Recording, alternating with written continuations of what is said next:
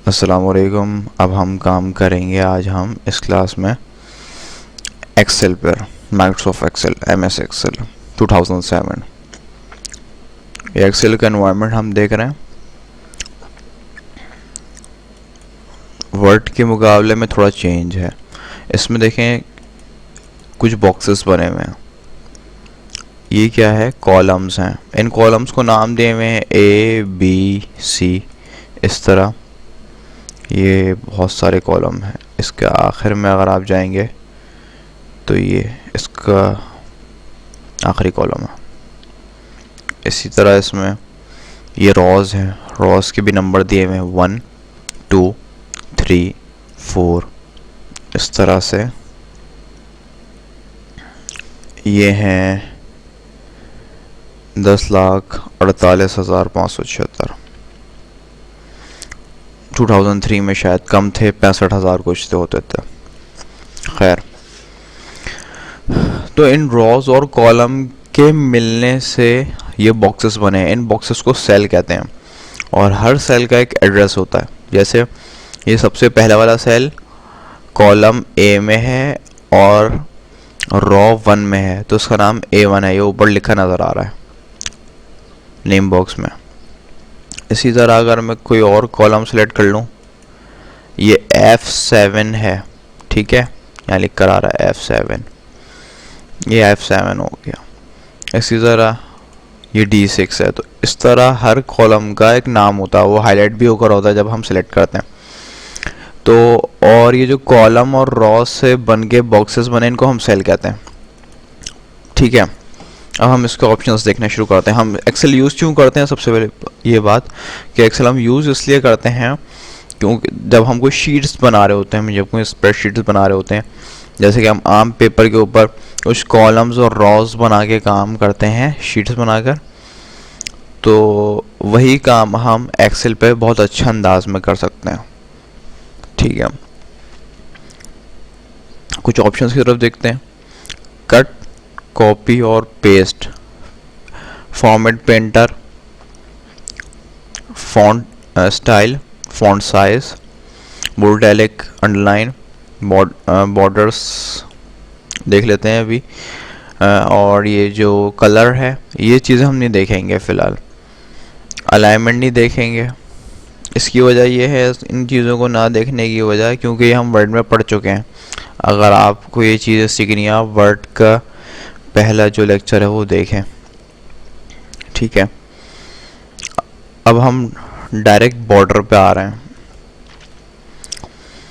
Border, ये जो lines हैं ये नॉर्मली नज़र नहीं आएंगी हमारे प्रिंट में, ठीक है।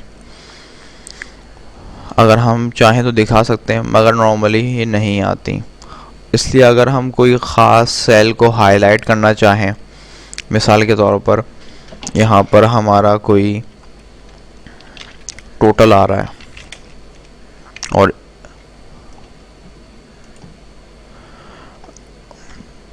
ठीक है, यहाँ पर कुछ अमाउंट आ रही है,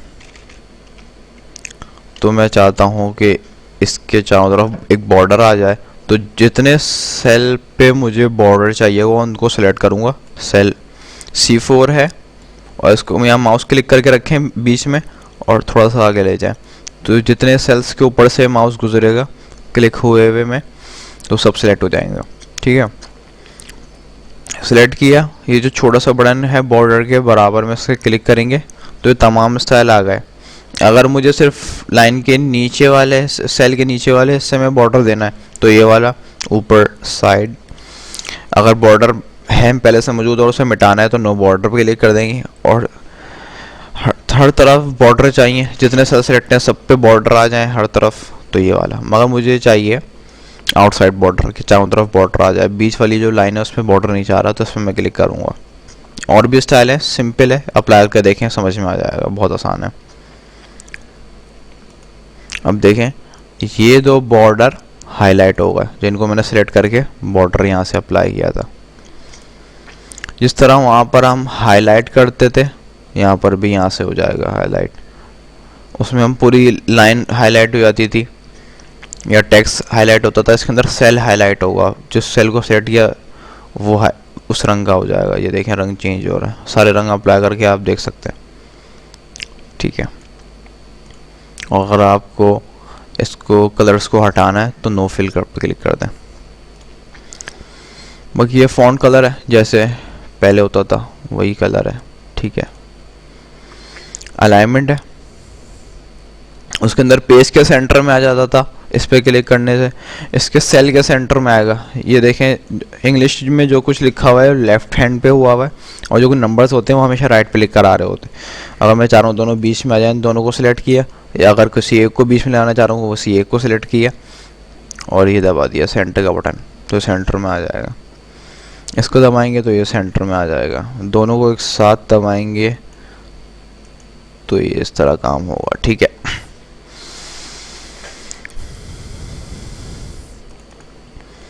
ये सच काम नहीं आते, मगर ये कि इंडेक्स क्योंकि यहाँ पर इतना ज़्यादा यूज़ नहीं हो रहा होता, तो इसलिए ये ज़रूरी नहीं है इन दोनों को सीखना।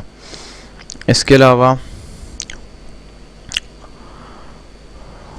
ये साइज़ है जो जैसे पहले होता था, साइज़ बड़ा कर लेते हैं आप।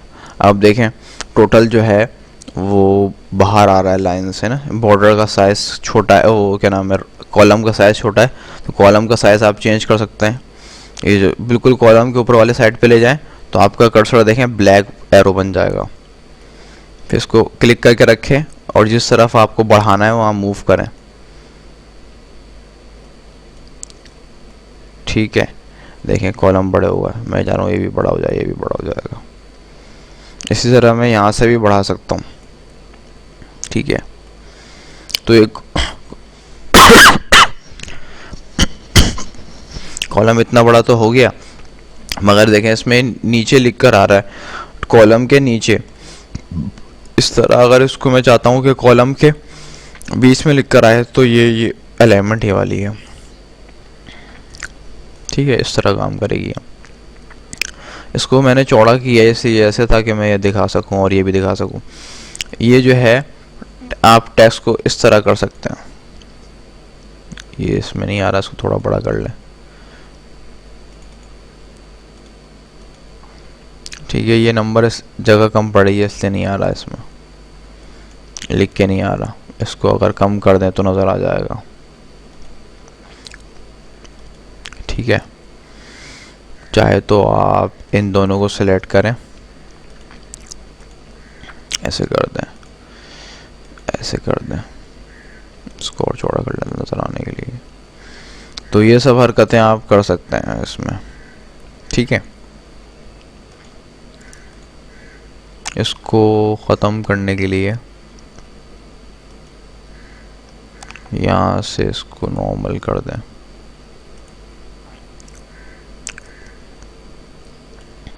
ठीक है। ये साइड में एक बटन है जिससे सब ऑप्शन खुलते हैं। फॉर्मेट, सेल अलाइनमेंट, ये अलग चीज़ें हम बाद में सीख लेंगे,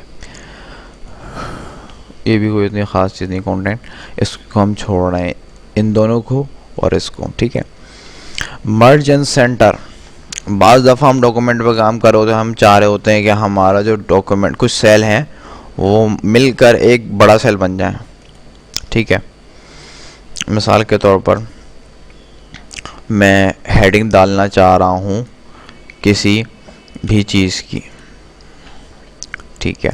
इसको कर दें डिलीट,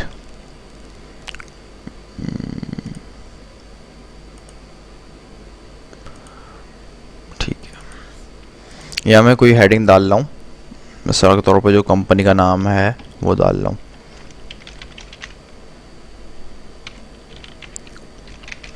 ठीक है। मगर मैं चाहता हूँ ये जो हेडिंग है पेज के बीच में आए। अब ना तो मुझे इसमें ये पता है कि हमारा पेज कितना बड़ा है, सही है, ना मुझे ये पता है कि ये पेज के बीच में आएगा कैसे, ये प्रॉब्लम है। तो उसको कैसे लेकर आएंगे पेज के बीच में, इसका तरीक़ाकार ये है कि सबसे पहले आप इस वाले ऑप्शन में जाएं, यहाँ लिखा हुआ है प्रिंट प्रीव्यू, ठीक है। ये ऊपर इस ऑप्शन में जाएं, फिर प्रिंट में, प्रीव्यू में। जब प्रिंट प्रीव्यू में जाएंगे तो आपको पूरा पेज दिखाएगा और आपका टेक्स्ट कहाँ लिख कर आ रहा है वो भी दिखाएगा। तब ये आप देख लें तो क्लोज प्रिंट प्रीव्यू कर दें। जब आप क्लोज करेंगे तो आपको एक लाइन नज़र आएगी, ये देखें डॉटेड लाइन नज़र आ रही है। इसका मतलब आपका पेज जो है कॉलम ए से लेके कॉलम आई तक है, ठीक है। उसके क्योंकि कॉलम तो अनलिमिटेड चल रहा है, फिर दूसरा पेज आर तक है, तो ये एक पेज आपका आई तक है। तो आप क्या करें कि पहले सेल को सिलेक्ट करें आई तक। अब देखें सारे येलो हो रहे हैं, इसका मतलब ये सब सिलेक्टेड है। ए से लेके आई तक सिलेक्ट कर लिया। उसके बाद इस मर्ज एंड सेंटर के बटन पे क्लिक करें। क्या करेगा, तमाम सिलेक्टेड सेल को एक सेल बना देगा मर्ज करके और सेंटर में कर देगा। आप चाहे तो ज़रूरी नहीं है सेंटर में रखें, साइड में भी कर सकते हैं इसको वापस, मगर ये है कि ऑटोमेटिकली इसको सेंटर में कर देगा। अब हेडिंग है, इसका साइज़ बढ़ाना है, ऑटोमेटिकली सिलेक्ट हुआ है, तो उसका साइज़ यहाँ से आप बढ़ा दें जो आपको पसंद हो, ठीक है। ये देखें पेज के बिल्कुल बीच में आएगा। अब आप इसमें जाके प्रिंट प्रीव्यू देखें तो पेज के बीच में होगा, बिल्कुल पेज के बीच में आ गया। ये मर्ज एंड सेंटर का जो है ये उसका ऑप्शन है। अच्छा जी, टेक्स्ट स्वैप हम यूज़ करते हैं जब हमारे पास बड़े टेक्स्ट होते हैं। जैसे मिसाल तौर पर ये हमारा एक बॉक्स है, इसमें लिखता हूँ मैं फैज़ान रऊफ़, इस तरह के नाम मैं मुस्तकिल इस टेक्स्ट बॉक्स में लिख रहा हूँ और मैं चाहता, मगर मसला देखें अब ये हो रहा है कि ये इस बॉक्स से बाहर निकल रहा है नाम ना, कॉलम छोटा, या तो मैं कॉलम बड़ा कर दूं। बाज़ दफ़ा हम ऐसे काम कर होते हैं हम कॉलम बड़ा नहीं कर सकते, ठीक है। तो हम क्या करते हैं कि हम चाहते हैं कि ये जो आगे वाला हिस्सा ही नीचे ऑटोमेटिकली ट्रांसफ़र हो जाए, ठीक है। अब अगर लिखा हुआ है यहाँ पर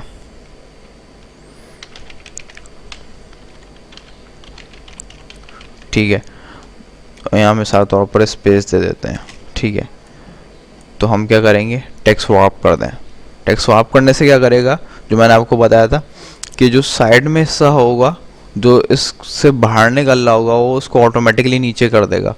तो उसने देखें यहाँ पर भी और यहाँ पर भी जो हिस्सा आगे निकल रहा था उसको नीचे कर दिया।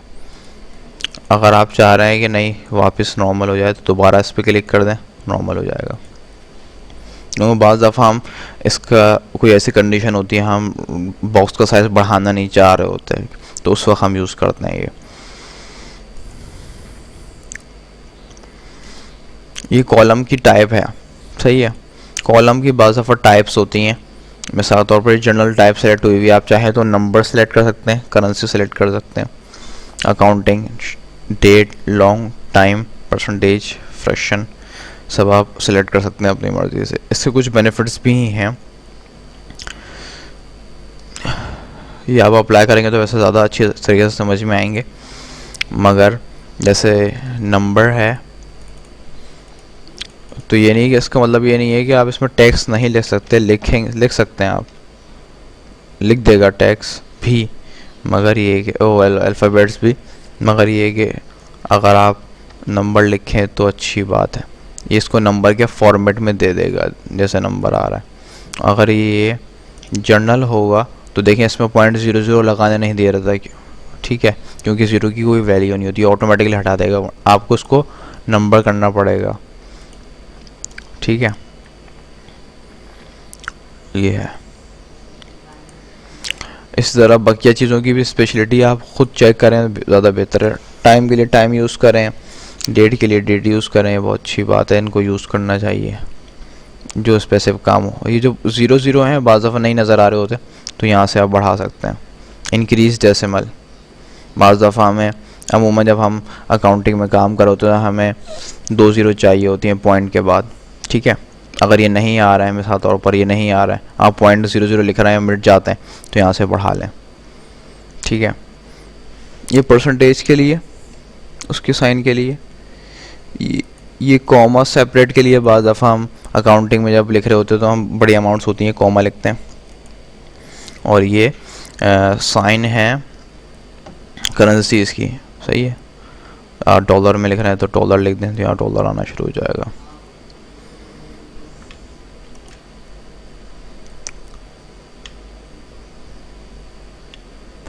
ठीक है। कंडीशनल फॉर्मेटिंग एक मज़ेदार चीज़ है। कंडीशनल फॉर्मेटिंग में क्या होता है कि बाज़ ऑफ एक्सेल की शीट को बहुत बड़ी शीट है, अब इसको पढ़ने में काफ़ी डिफ़िकल्टीज़ हैं आप फेस कर रहे हैं, तो कंडीशनल फॉर्मेटिंग के ज़रिए आप इसकी रीडिंग एबिलिटी को बढ़ा सकते हैं। मिसाल के तौर पर मैं एक मार्कशीट बना रहा था, यहाँ पर कुछ बच्चों की परसेंटेज है, एक बच्चे की 56%, एक की 42%, एक की 68%, ठीक है, बल्कि 42 कर लेते हैं इसको, 68 कर लेते हैं इसको, 89, ठीक है। ये 3 किस्म की परसेंटेजेस आई हैं। अब इस तरह की बहुत सारी परसेंटेजेस हैं और मुझे जो है सॉर्ट करनी है परसेंटेज के कौन फेल है और कौन A1 ग्रेड में है, ठीक है। इसको सॉर्ट करने के लिए जिन जिन सेल पे आपको अप्लाई करना है कंडीशनल फॉर्मेटिंग, उसको सिलेक्ट करें। फिर आप इसको यहाँ ले जाता हूँ ताकि समझने में आसानी रहे। फिर आप कंडीशनल फॉर्मेटिंग में जाएं, ठीक है। यहाँ पर मुख्तलिफ ऑप्शंस आ रहे हैं। हाईलाइट सेल में हम देखें ग्रेटर देन, तो जो भी वैल्यू होगी उससे जो बड़ी वैल्यूज़ होंगी उनको हाईलाइट कर देगा। 65 से बड़ी जो वैल्यूज़ हैं उनको हाईलाइट करके दिखा रहा है। मैं कहूँ 65 से नहीं, 0 से, तो 0 से सारी वैल्यूज़ बड़ी हैं, सबको हाईलाइट कर दिया, ठीक है। मैं कहूँ 70 से जो बड़ी हैं तो सिर्फ 70 से एक बड़ी है, एक को हाईलाइट करके दिखा देगा। अच्छा एक सेकेंड, ये ऑप्शन है हाईलाइट के, जैसे रेड से हाईलाइट हो रहा है, येलो से भी हाईलाइट कर सकते हैं आप, ग्रीन से भी, सही है। ये सब हाईलाइट के ऑप्शंस हैं, इन सब से कर सकते हैं। अपनी मर्ज़ी की फॉर्मेटिंग भी सिलेक्ट कर सकते हैं यहाँ से। जब इसको अगर आप ओके कर देंगे तो ये हमेशा के लिए अप्लाई हो जाएगा, सही है। और पूरे डॉक्यूमेंट पर भी अप्लाई कर सकते हैं आप। ये तो 3 हैं, कितने भी हों उन पर अप्लाई। जिस तरह ग्रेटर देन है सेम, इस तरह लेस देन है, जो इससे कम वैल्यूज़ होंगी उनको हाईलाइट कर देगा। बिटवीन भी सेम है, पहले एक वैल्यू लिख दें और दूसरी वैल्यू लिख दें, उन दोनों के दरमियान जो वैल्यूज़ होंगी उनको आपकी फॉर्मेटिंग के मुताबिक हाईलाइट कर देगा, ठीक है। इसको चेंज कर लें वैल्यूज़ और ओके कर दें। इसी तरह इक्वल्स है, जो वैल्यू उसके बराबर होगी, 65 कहीं भी नहीं इसलिए हाईलाइट होकर नहीं नज़र आ रहा, ठीक है। इसको अगर आप कर दें 68 तो 68 हाईलाइट हो जाएगा। इक्वल, जो वैल्यू इक्वल होगी उसको हाईलाइट करके दिखा देगा, ठीक है। और टेक्स्ट दैट कंटेन, ये टेक्स्ट के लिए अगर आपने कहीं जैसे फैज़ान लिखा है उसे हाईलाइट करके दिखाना चाह रहे हैं आप, मगर इसको सिलेक्ट करना पड़ेगा पहले, मगर इसी पे अप्लाई करके देख लेते हैं। ये भी सेम इक्वल टू की तरह है, मगर ये टेक्स्ट के लिए स्पेशल है, टेक्स्ट और नंबर दोनों पे अप्लाई होगी वैसे ही, ठीक है। अगर 8 देखें दोनों में तो इसलिए दोनों को हाईलाइट कर दिया उसने, तो ये है टेक्स्ट के लिए। इसी तरह डेट करें, सेम डेट अगर आपको फाइंड करनी है, डेट के लिए डुप्लीकेट वैल्यूज़ आपको फाइंड करनी है तो उसके लिए ये वाली है।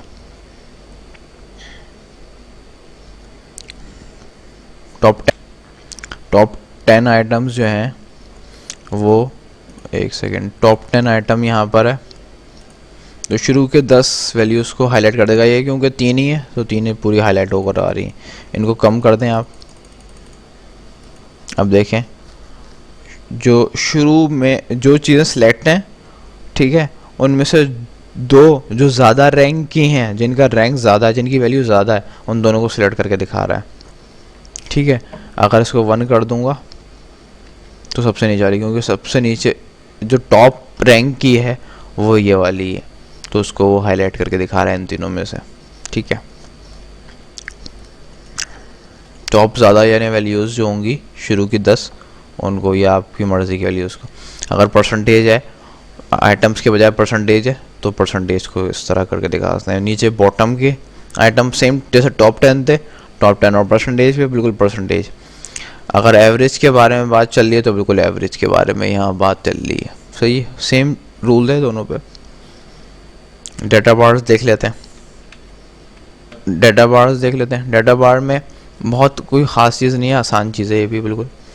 आप देखें गौर से कि 89 पे बिल्कुल फुल के करीब है, ठीक है। 68 क्या है, कम है, और 42 बहुत कम है। तो ये वैल्यूज़ दिखा रहा है कि जो है कौन सी वैल्यू किस तरह की है, बार के ज़रिए भी दिखा रहा है। जैसे लोडिंग बार होता है उस तरह बार के ज़रिए वैल्यू की अहमियत को ज़ाहिर कर रहा है कि 89 की वैल्यू बहुत ज़्यादा है, ठीक है। इसको तीनों को सिलेक्ट करें, ग्रीन से सिलेक्ट कर दें। ये कलर्स दिए हुए मुख्तलिफ जो कलर है एक ही बात है। और रूल्स भी आप चेंज कर सकते हैं यहाँ से वैल्यूज़ पे, ठीक है, या फॉर्मेट क्या कहते हैं, वैल्यूज़ पे कर रहा है। और इसका यहाँ फॉर्मेट स्टाइल बार दिया हुआ है, आप कलर स्केल भी दे सकते हैं, सही है, कलर स्केल दे दें। ये नीचे कलर भी आ रहा है, तो आप देखें वो कलर कॉम्बिनेशन से वो दिखा देगा, ठीक है। यहाँ से आप कलर चेंज भी कर सकते हैं, ज़रूरी नहीं कि ब्लू में दिखाएं, आप ब्राउन में दिखा लें, सही है। क्या है कि शॉर्टेस्ट बार कब होगी, जब लो वैल्यू होगी। इसको वैल्यूज़ को भी आप चेंज कर सकते हैं अपनी मर्ज़ी से। ये सब स्टाइल्स और रूल्स चेंज कर सकते हैं यहाँ से, ठीक है। डाटा बार्स हो गई। ये कलर स्कीम है, ये सेम डाटा बार के जो ऑप्शन हमने खोले थे कलर स्कीम के वही ऑप्शंस हैं, कोई ख़ास फ़र्क नहीं है, बात दोनों की बराबर है। ये आइकॉन के ज़रिए सेलेक्ट कर देगा, ये वाले सेलेक्ट कर लें तो सबसे अच्छी वैल्यू नीचे वाली है, इसको उसने ग्रीन दे दिया, और सबसे बुरी वैल्यू उसको रेड दे दिया, सही है।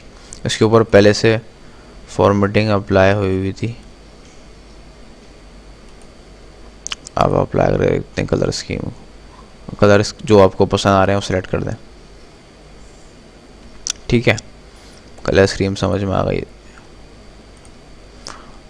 जो कलर स्कीम सेलेक्ट करेंगे उस हिसाब से सेलेक्ट कर देगा। रेड वाली सबसे ख़राब वैल्यू, येलो वाली उससे बेहतर, ग्रीन सबसे अच्छी। इसके रूल्स भी आप चेंज कर सकते हैं ऑप्शंस में जाके, मोर रूल्स। ज़रूरी नहीं है कि आप ग्रीन जो है सबसे बेहतर वाली को दें। इसके रूल पहले ख़त्म कर दें। इसी तरह सेम आइकॉन के ज़रिए आप शो करना चाहें तो आइकॉन के ज़रिए कर सकते हैं। एरोज़ हैं, ये वाली वैल्यूज़ हैं, जैसे आप ये ज़्यादा वाज़ेह है, जो आपको ज़्यादा समझ में आए। ग्रीन वाली यानी परफेक्ट, ये थोड़ी डिसअपॉइंटिंग, और ये बहुत ही डिसअपॉइंटिंग, गलत तो कार्ड बना। तो इस तरह भी आप वैल्यूज़ को हाईलाइट कर सकते हैं। आपकी शीट में क्या वैल्यूज़ लिखी हुई हैं कि को बढ़ाने के बजाय इन सिंबल्स की वजह से आप बहुत आसानी से उनको समझ सकते हैं, ठीक है। कंडीशनल फॉर्मेटिंग हो गई। ये बराबर में फॉर्मेट एज टेबल, तो ये मुख्तलिफ ऑप्शन है जिससे आपका टेबल खूबसूरत हो सकता है। फॉर एग्ज़ाम्पल मैं दिखाता हूँ आपको। यहाँ पर आपका अगर एक टेबल बना हुआ है, serial number, name, roll number, ठीक है, और यहाँ कुछ वैल्यूज़ लिखी हुई हैं,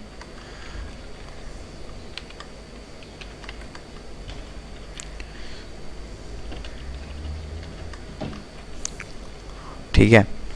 आपको आपका टेबल ये है, इसको आप खूबसूरत बनाना चाहते हैं, इसको यहाँ इन वैल्यूज़ को डिलीट कर दें, उस टेबल को यहाँ ले आए ताकि साफ नज़र आ जाए, ठीक है। जो डिज़ाइन आप पसंद करेंगे वो अप्लाई हो जाएगा आपके टेबल पे। मैंने कहा मुझे ये समझ में आ रहा है,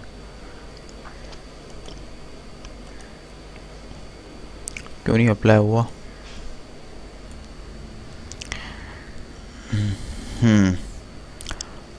तो हम काम कर रहे हैं अच्छा जी, अब हम अप्लाई कर रहे हैं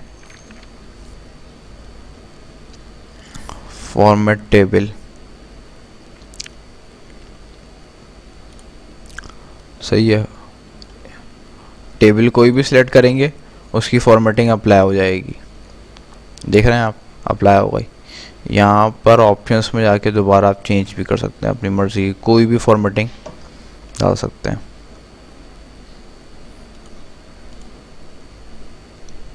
ठीक है। ये तो हो गया फॉर्मेट एस टेबल।